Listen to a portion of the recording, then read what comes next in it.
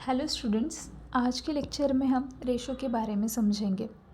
Ratio क्या होता है? रेशो क्या है, यहाँ देखो दी है डेफिनेशन के मैग्नीट्यूड से ए एंड बी हमारे पास। If A and B are magnitudes of same kinds expressed in same unit, these two concepts same kind and same units are very important here, है ना। then the quotient a upon b is called the ratio of a to b, ऐसा कहा है ना। तो यहाँ क्या है, सेम काइंड के होने चाहिए, वो सेम टाइप के होने चाहिए अगर एंड उनका यूनिट सेम होना चाहिए। अगर हम कोई दो चीज़ें कंपेयर कर रहे हैं तो किलोग्राम यूनिट है एक का, तो दूसरे का ही किलोग्राम ही होना चाहिए।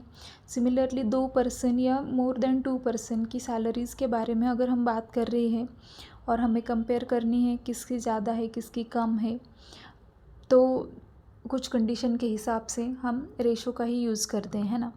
तो रेशो क्या है, अगर डिवीजन करके हमें कोई दो क्वांटिटीज़ कंपेयर करनी है तो उसके लिए हमें रेशो का यूज़ होता है ना।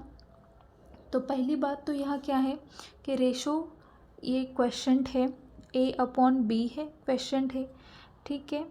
ए अपॉन बी हमें दिया है, बताया क्या है, सेम काइंड का है, और क्या बताएं, सेम यूनिट में एक्सप्रेस किया होगा।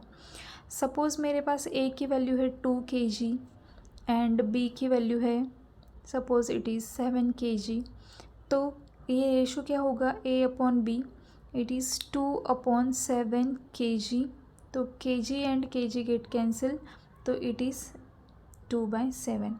सो पहला हमारे पास एक रिमार्क आता है कि ये सिंपली मैग्नीट्यूड है, इसे यूनिट नहीं है, क्योंकि ये क्वेश्चंट है ना। क्वेश्चंट है तो न्यूमरेटर में एंड डिनोमिनेटर में सेम यूनिट है, तो सेम यूनिट कैंसिल हो जाएगा, तो हमारे पास क्या रह गया, सिंपली मैग्नीट्यूड। तो क्या बोलेंगे हम, ratio is a pure number. पहली बात तो ये क्या है, हमारा प्योर नंबर है, that means it has no unit, ठीक है। क्या, ratio has no unit, no unit, unit नहीं है इसे, तो ये प्योर नंबर है, ठीक है। रेशो में ये जो न्यूमरेटर की टर्म है इसे क्या बोलेंगे हम, एंटीसेडेंट, एंड बी को क्या बोलेंगे, कॉन्सिक्वेंट। ये दूसरा रिमार्क है। थर्ड हमारे पास एक कंसेप्ट है इसमें, अगर मेरे पास कोई रेशो है, suppose it is a upon b, इसे मैं न्यूमरेटर में सेम टर्म से मल्टीप्लाई करती हूँ और डिनोमिनेटर में भी सेम टर्म से मल्टीप्लाई करती हूँ, तो ये रेशो एज इट इज़ रहता है। तो ये क्या होगा, a m upon b m, तो डायरेक्टली एम एम कैंसिल होता है तो ए अपॉन बी ही रहता है, then it is equals to a by b, ठीक है। फॉर एग्जाम्पल, इसका एग्जाम्पल्स कैसे लेंगे हम, सपोज़ ए की वैल्यू 2 है एंड बी की वैल्यू 3 है, तो ये रेशो क्या आया मेरे पास, A by B is equals to 2/3 आ गया, ठीक है। अब मैं एम चूज़ करती हूँ, सपोज़ मेरे पास एम की वैल्यू 7 है एम की वैल्यू मैंने 7 ले ली, तो a m upon b m, एक ये क्या आएगा मेरे पास, 2 × 7/3 × 7, तो 14/21, तो फिर से इसे डिवाइड होगा 7 से, 7 2 ज़ा 7 3 ज़ा, so it is same as 2/3। तो मतलब क्या हुआ यहाँ, ये 2/3 किसके इक्वल है, 14/21 के इक्वल। मतलब रेशो के डिनोमिनेटर को एंड न्यूमरेटर को हम सेम नंबर से अगर मल्टीप्लाई करते हैं तो वो रेशो एज इट इज़ रहता है, यानी ये रिमार्क जो है वेरी इंपॉर्टेंट है।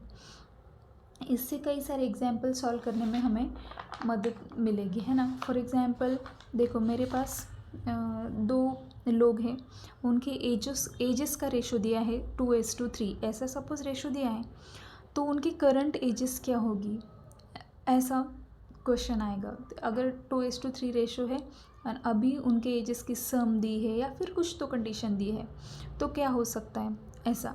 तो जो रेशो है 2:3 ऐसा दिया है, तो ऐसे तो हम नहीं कहेंगे ना कि पहले पर्सन का एज 2 है एंड दूसरे पर्सन का एज 3 है, ऐसा तो हम नहीं कहेंगे, तो कैलकुलेट करना होगा। मतलब हमें ये क्या है, ये सिंप्लीफाई करके आने वाली वैल्यू है। जो यहाँ हमें दिया है 2/3 या फिर 2:3 एजेस का जो रेशो है वो सिंप्लीफाई करने के बाद जो वैल्यू आती है वो वैल्यू है एक्चुअली, है ना। तो हमें क्या, इससे हमें ये नहीं पता चलता कि उनकी हम ऐसा, अगर हमें ऐसा दिया है 2:3 तो हम इससे डायरेक्टली कंक्लूजन नहीं निकाल सकते कि पहले पर्सन का एज 2 है एंड दूसरे पर्सन का एज 3 है, ऐसा तो हम नहीं बोल सकते, है ना।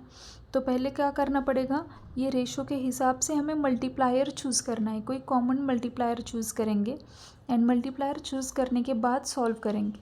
सॉल्व करने से हमें क्या मिलेंगे, वो जो दो लोग हैं उनके एजेस मिलेंगे, है ना, रेशो अगर दिया है तो। देखो एग्जाम्पल से समझेंगे।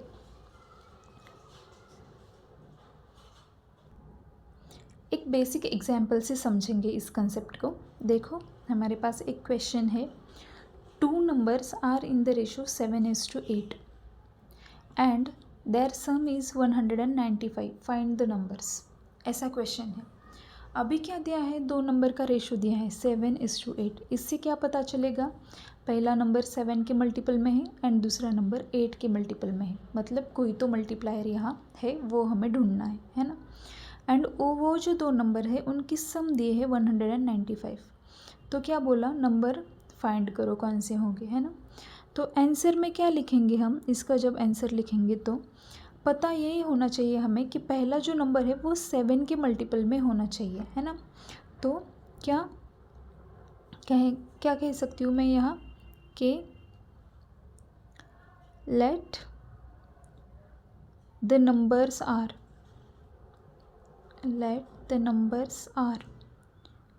क्या 7 के मल्टीप्लाई में है तो मैं 7x बोला and 8x। Let the numbers are 7x and 8x। तो यहाँ जो x मैंने लिया वो x क्या है, सिंपली मल्टीप्लायर है, वो ही हमें फाइंड करना है। तो ये जो है वो नंबर मिलेंगे हमें यहाँ, वो दो नंबर जो पूछे हैं कैलकुलेट करने को वो ये नंबर हो गए एंड इनका रेशो क्या है 7:8 है ना।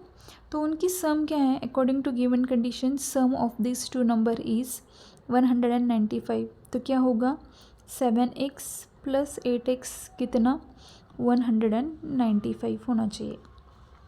तो 7 and 8 it is 15x is equals to 195।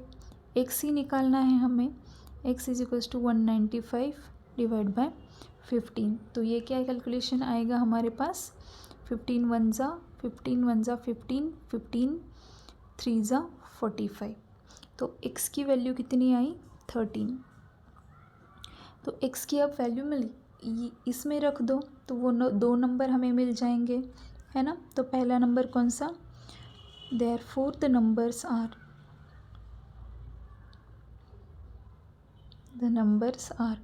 कौन से होंगे 7x, therefore 7 into 13 कितना हुआ 91 एंड 8x 8 into 13 तो ये हुआ 104। ये दो नंबर है जिनका रेशो क्या है 7:8 एंड इनकी सम क्या है 195। यही हमें कैलकुलेट करने को बोला था, ठीक है। ठीक है, और एक कंसेप्ट है हमारे पास कंटिन्यू रेशो।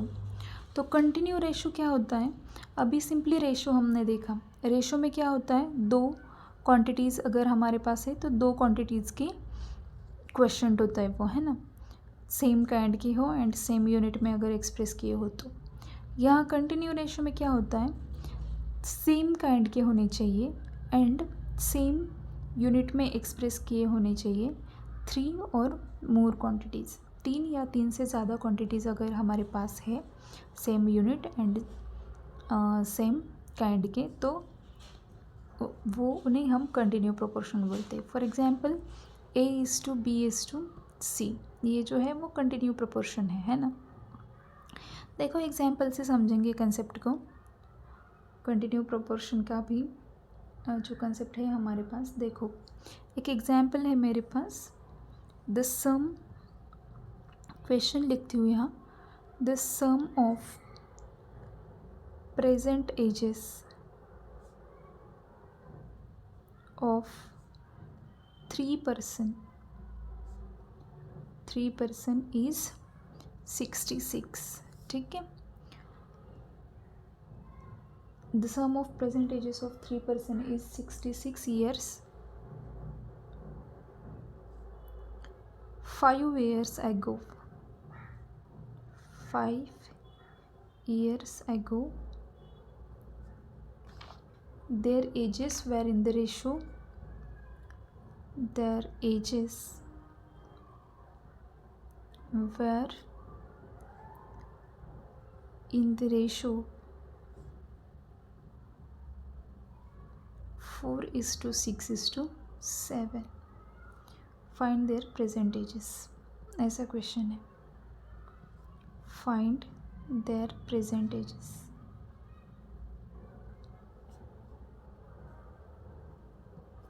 ठीक है. तो कैसे करेंगे? देखो क्या दिया है हमें यहाँ. क्या दिया? The sum of present ages of 3% is 66 year. 3 लोग हैं हमारे पास. उनके अब के जो एजेस है उनकी सम कितनी है? 66 ईयर्स है. 5 साल पहले का रेशो दिया है उनके एजेस का. कितना? 4:6:7. तो हमें क्या करना है? अब उनके एजेस क्या है ऐसा पूछा है, वो फाइंड करना है. तो कैसे करेंगे हम? फिर से देखो आंसर में क्या कहेंगे. अब रेशो हमें 5 साल पहले का दिया है ना. 5 साल पहले उनके एजेस का रेशो 4:6:7 था. तो हम 5 साल पहले के एजेस लिखेंगे. मतलब 5 साल पहले उनके जो एजेस थे 4, 6 एंड 7 के मल्टीपल में होंगे, तभी तो यही रेशो था ना. तो क्या बोलेंगे हम? Let the ages of 3 persons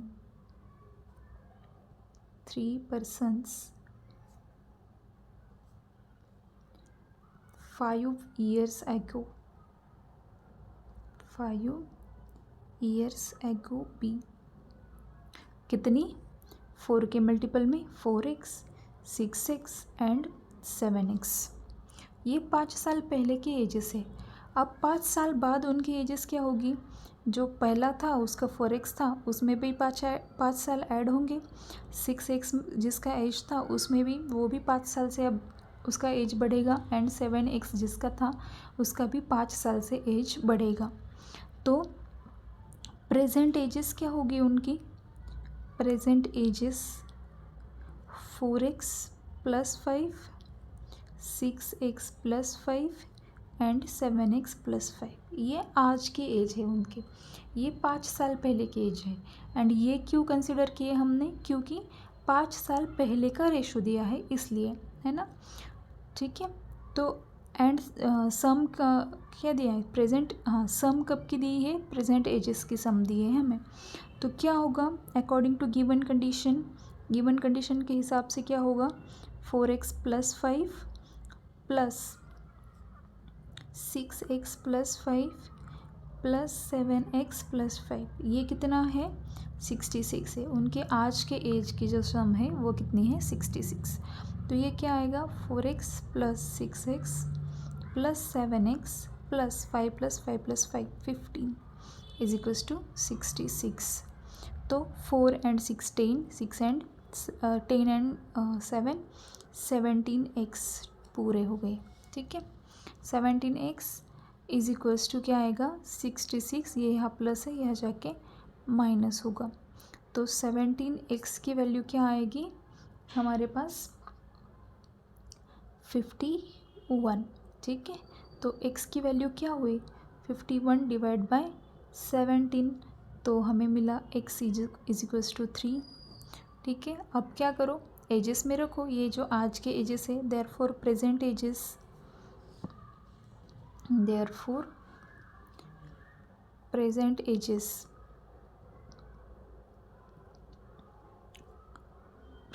edges of that 3% are कितने? पहले का 4x + 5 मतलब 4 × 3 + 5 दैट मीन्स इट इज़ 12 + 5. कितना होगा फिर? ये 17 है ना.